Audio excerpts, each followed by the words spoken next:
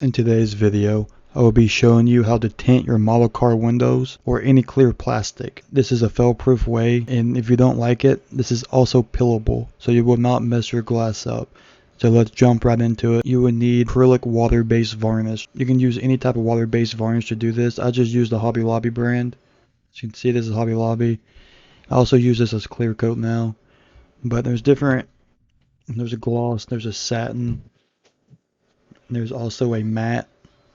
But I will be using the gloss for this tutorial. So I take varnish. You will need water-based ink. This is a black velvet waterproof indie ink, but it is, if you see here, it is a water-based ink. To make it be able to peel off if you mess up, you have to be water-based. It has to be water-based varnish too. I've also heard people, they take pledge and food coloring and mix it together to do the same thing, but I'm not sure if it's peelable, be able to peel it off if you mess up. Do this at your own risk if you want to do this. There's a lot of people that do this in forums I've seen on the internet. But to make it black food coloring, you just mix red, blue, and green and keep adding them like that, like one drop at a time till it becomes a dark gray. You also need an airbrush. I have not tried to brush this on before, so I don't know how that works. If you want to try that, this stuff is pillable, so you can get it off. I'll use an airbrush. I think it would be a better result. You can try to brush it on. Another thing you need is some tape.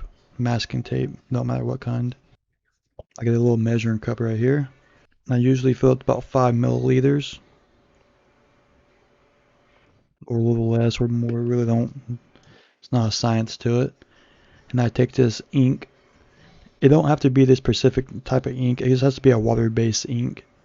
If you want this like a dark limo, I would put, to make it black, I usually put 2 drops and it's about perfect. In real life, it would probably be like maybe 40% tint. You also do 1 drop, or you can do 5 drops as much as you want. I usually do 2 drops, and it seems to be plenty for me.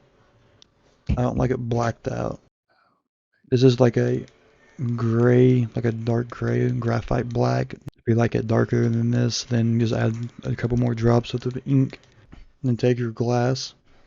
I usually just mask off this side. Like I don't do like a perfect job. I'll just do it so I don't scratch the glass up when I lay it down and stuff.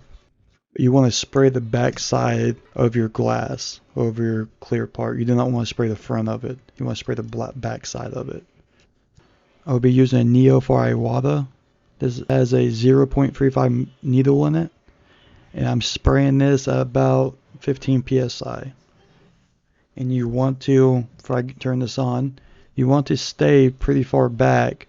And you don't want to flood this. You just want to get a little tiny mist coat because you can always add 2.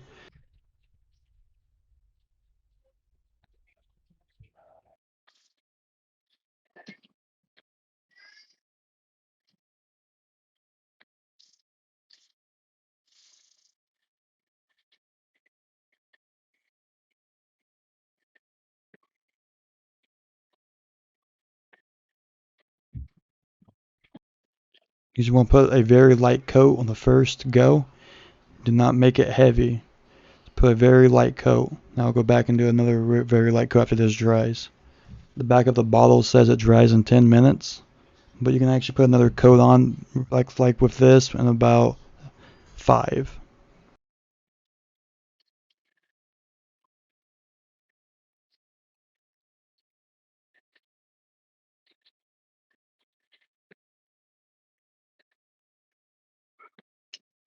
I don't know if you can see that. Let's get this. Got the second coat done here. I only put 2 coats on it. This is just for demonstration. And this is a piece of glass I had laying around. Let's peel it off and see.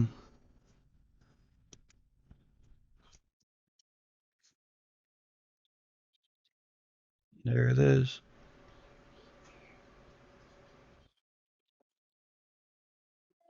I missed the bottom half of it because my fingers was in the way.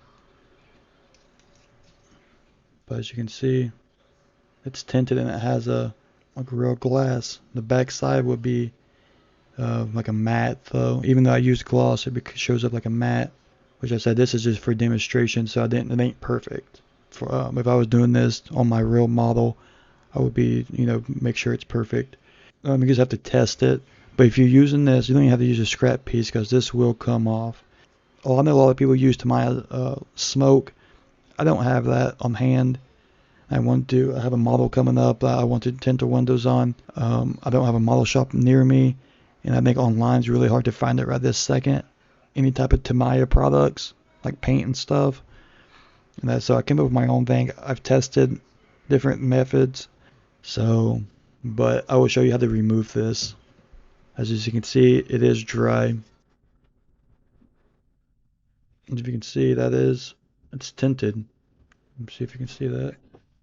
Every airbrush is going to be different, so try to, just do it at your own pace. Like, you know what you're comfortable with doing. But sometimes you have to come out of your comfort zone. But just, test it how far and how far it needs to be. Like I said, on mine, I need about 8 inches away. Here's what it looked like before. Here's what it looks like after. It's a big difference there. You can also go darker. But like I said, now I'm going to show you how to peel this off. And one simple trick. Get you some masking tape.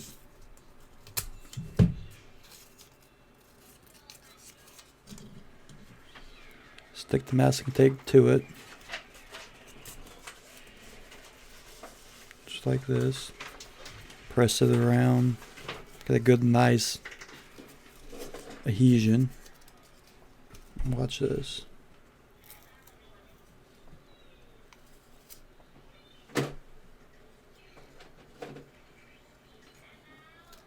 And like any part that it missed, you just stick it again.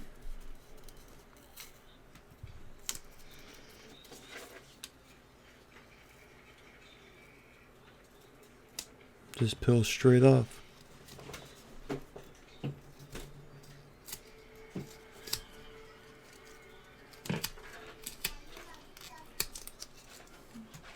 Now we're back to regular old glass with no side effects like this at all. Nothing. Straight, clean.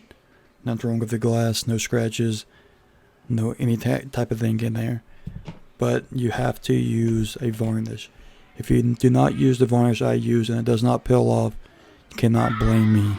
Just use a water-based varnish and a water-based ink, and you'll be perfectly fine. So hopefully this video helped you. If you like this type of stuff and content, please subscribe.